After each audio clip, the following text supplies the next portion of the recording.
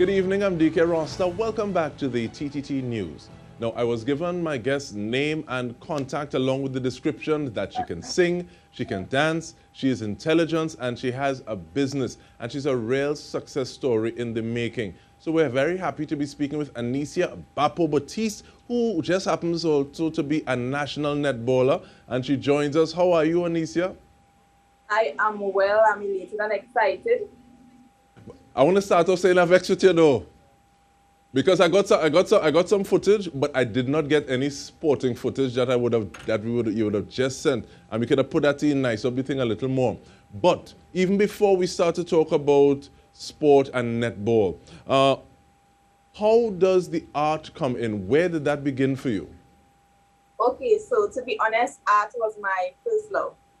It was my first love, but my secret love that a lot of persons did not know I used to do. It was my quiet time. So since I had been young, like probably 5, 6, I was always drawing, I was always painting, sketching persons, trying to recreate anything that I would see. And so I would have cupboards full of just paper.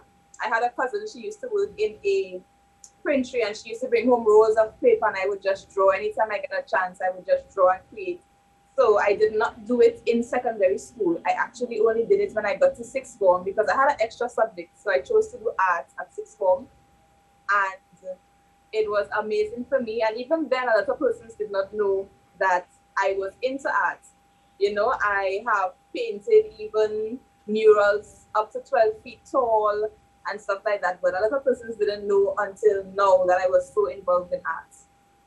Well, first of all, I say thank you for that family member who was able to bring paper, because I know people get their home warm by doing stuff on walls and school books. But also, I saw you did a post about learning and just trying to recreate something that you saw. So what was that process like? It was interesting because for the most part, I am self-taught. I did have the privilege of learning from Miss Devines when I was in Scarborough Secondary School. However, most of what I did was self-taught. So that, like I said, since 6, I've just been looking at things. I would see a picture of my mom, I would try to sketch it over. I would see pictures in books, animals, and I would always try to draw it over. And from continuously doing that is where I was actually able to recreate things or have that eye for detail. That's where I would have learned it. And having that eye for detail and moving into the sip and paint business or industry, is there something that you bring a little different? Because I got some backstory, but what is it about the way that you do your sip and paint that make people want to say, okay, well, I think I want to do it with her, you know? I would honestly say that sometimes we think what we're giving is the product when we are actually the product. People buy into our personality and the environment or the aura that we bring to the product. You know, so we are the brand actually, us who are doing or providing that service.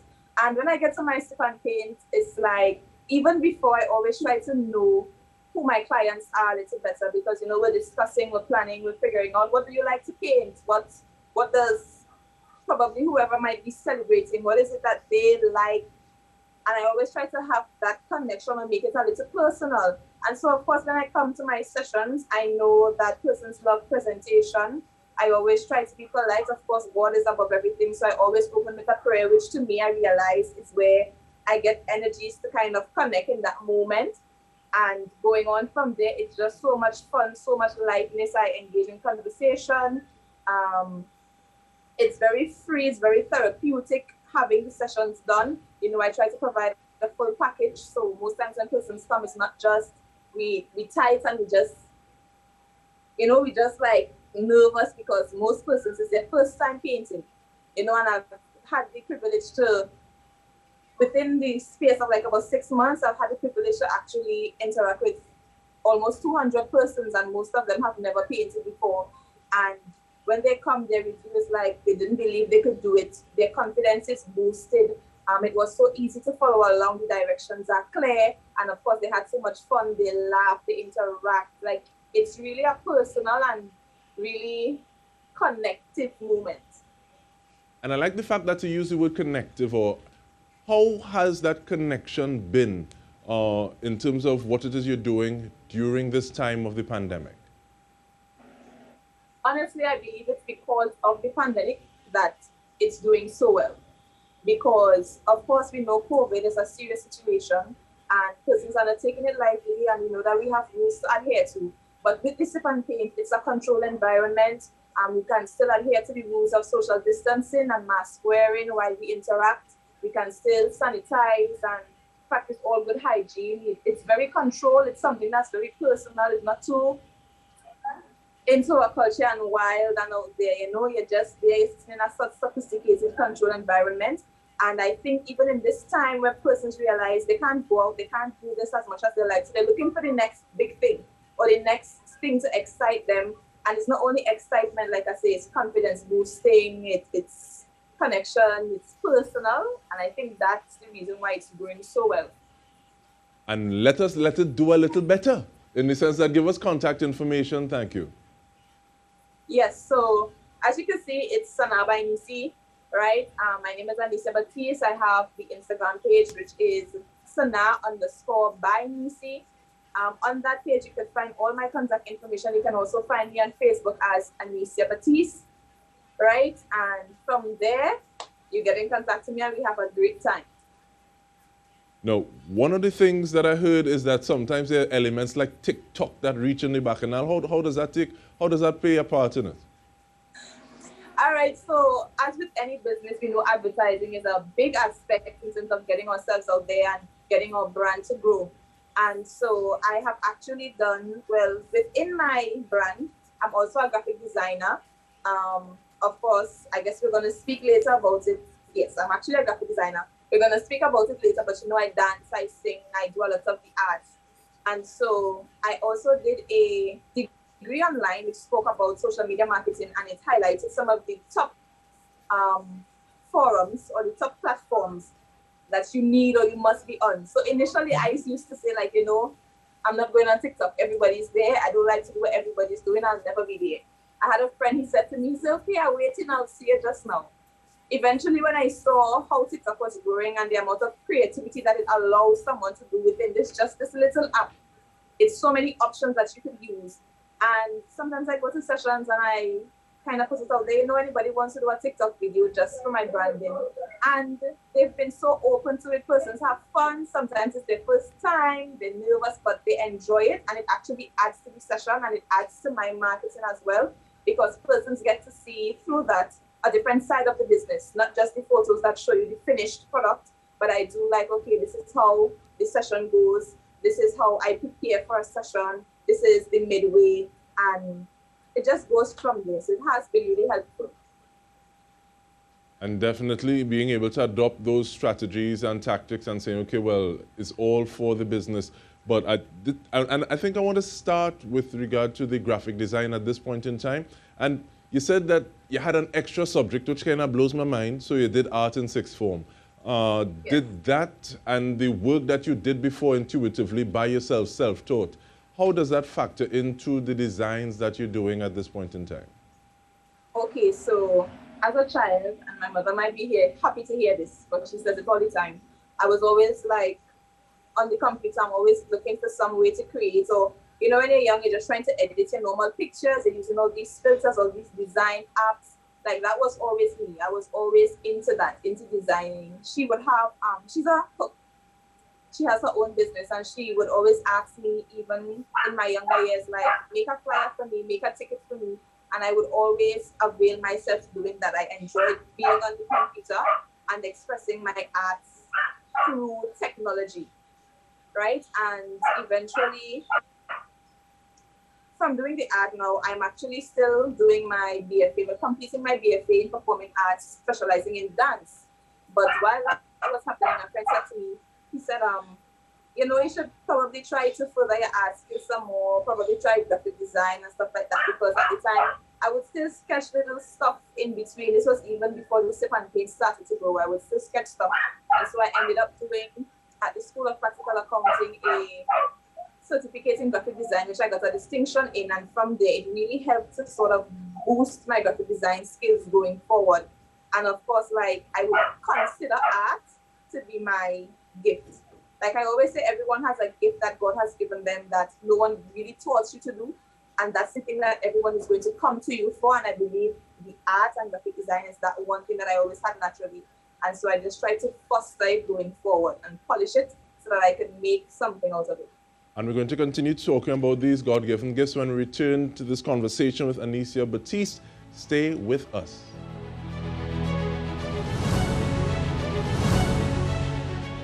Welcome back. We are speaking with Aniecia Baptiste, also known as Bappo. Now, Aniecia, I want to know about that nickname because I guess I understand it, but at the same time, when I hear Bappo, I'm thinking, there's a fellow? Oh, no. But the netball, what part does the netball play in this? Because I've seen some pics and you just sent me some images with you representing the country. So how does that factor into everything that you're doing? All right, so I actually started playing netball at the age of 10. I actually never played it in terms of a game situation until I was in first form at Scarborough Secondary School. And to be honest, I know that most persons look for the story of I was always good, I was really good, I could always catch, I was always the best of the team. Like, that was not me, if I'm being very honest. I remember I was the one that everyone would blame for losing the game. I was the one that was crying after every game. I was the one that was dropping the balls and all these different things, right? And nonetheless, like, I love netball. And I had a teacher, Mrs. Thompson, in Scarborough Secondary School, and I would always go crying to her, like, miss, you know how the singers go. And she said to me, she said, Aniecia, if you love netball, she said, you keep playing netball. She said, forget everyone else. If you love netball, you play netball. And I continued playing, and by the time I was in third form, I had made my first national team on the 16 netball team, which I progressed for the balance of the 3 years. And in my last year, I actually made captain of the team and became the first Tobagonian to captain a national team. And I actually didn't even know that until years later, watching the news and seeing my name come up as making history. And from there, I moved on to under 21, where I was also a captain. And then in 2019, I actually went to the Netball World Cup and made my debut there. And netball has been a great part of my life. It has helped me a lot through secondary school. It has helped me to travel. I've been to South Africa, I've been to England, I've been all over the place, all the Caribbean islands through netball, and it has really been my dominant sport alongside basketball. But Aniecia, you just showing off on people. I don't understand it. And I like the progression in terms of, I don't know if you used to be the last person to get chosen at a point in time, but saying, okay, well, this is something that you love and you're moving towards it. And I like the fact that you're also talking about teachers or mentors who would have influenced you and kept your head on the right track so that you can go forward, as opposed to just saying, well, it's not working out because I like the thing, but the thing don't like me. And getting better and having that story to say, okay, you're putting your time and your dedication into it. But speaking about time though, I heard that you're also a mommy. And some people might say that these might have been a big challenge to pull an individual back from one of the things that they want to do in life, or the things that they want to do in life. What are some of the ways that you addressed it? Of course, understanding family support played a big role. And knowing yourself. Sometimes you have to know yourself and to understand what your goal is and what your destiny in life is. Because I believe there's a high stigma, like you just said, against mothers or young ones having kids and how their life is going to go on, or maybe it's ended and you don't have a life anymore. Like, I heard all these things after the fact. And the truth is, like, I remember when I was going to the under 21 tournament that I was the captain of, just within a month of giving birth, they said to me, they said, you have a month and I want you to come back and train. It was like it was one of the hardest phases in my life. Sometimes I still go back there mentally because now I am fitness zero. Even when I was going back out to school, I went back out to school when she was just a year, but I had support from my family members and my loved ones that helped me to go forward. And a lot of persons met me even through the years, even now persons still meet me and they say, but you still play netball and you have a daughter. I said, and what happened? I didn't break a leg. I didn't lose an arm. I'm still a human being, I'm still living, I'm still going.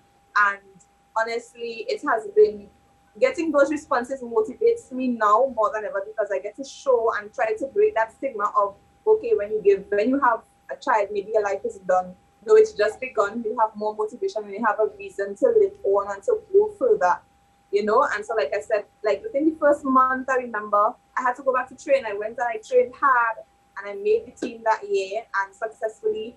Even going on, being in school now, I'm in Trinidad. Most of the time, she's in Tobago, and we actually share birthday, you know, and it's like a tremendous.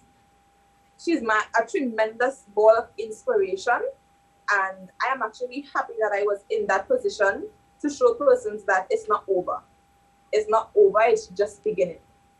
And that actually leads to the question that I was going to ask. Do you go about life saying, okay, well, I'm just doing this, and say, well, these are the things that you need to do, so you're doing them? Or do you see yourself in a position that people can look to you as a positive example and say, I can? She did, so that means that if I put it down, I can. Yes, I often try now, to be honest, like if you interact with me and you get into a space where I'm really comfortable, like really high and really excited, and then you might be that version of me that's just sitting down and, you know, just observing, looking around, and it may seem unapproachable. But I always try to make sure that no matter who I'm around, that either they're learning something or just being around me, they have something to take away from. Like for me personally, I definitely have some big goals going forward. Like, you know, I'm involved in a lot, and I know persons tend to say, you know, you could be jack of all trades, master of none, and I don't believe in that. Like I believe that once you have the right plan, the right goal, and the right direction, that you're able to craft more than one of your talents. And that's what I've been trying to do throughout the years. And I've always tried to inspire persons. I've had the ability to be a featured speaker at a lot of forums.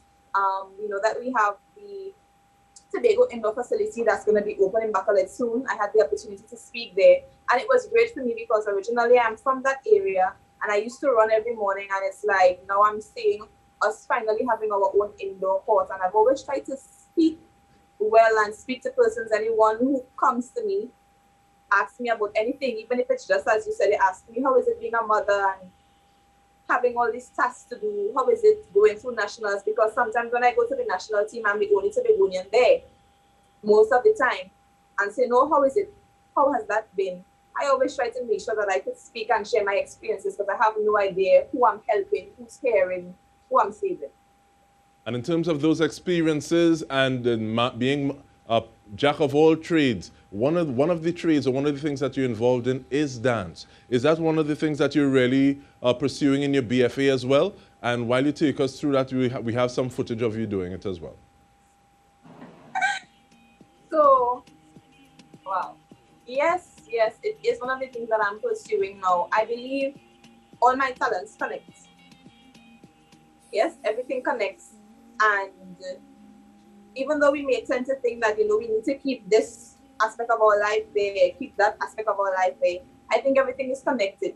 So, for example, I have helped netballers learn netball by giving them dance routines. And I believe that everything is movement. Life is movement.